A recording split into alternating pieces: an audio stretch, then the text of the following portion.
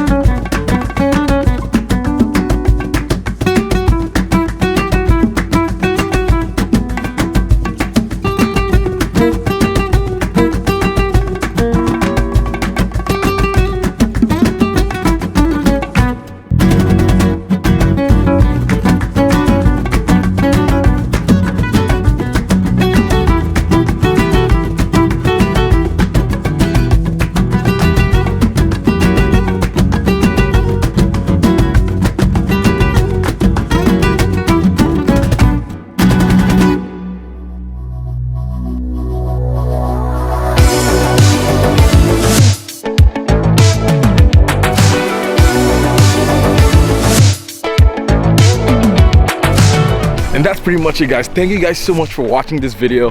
It has been a crazy journey to like getting from where we started to where we ended up, and it does not look like the same car.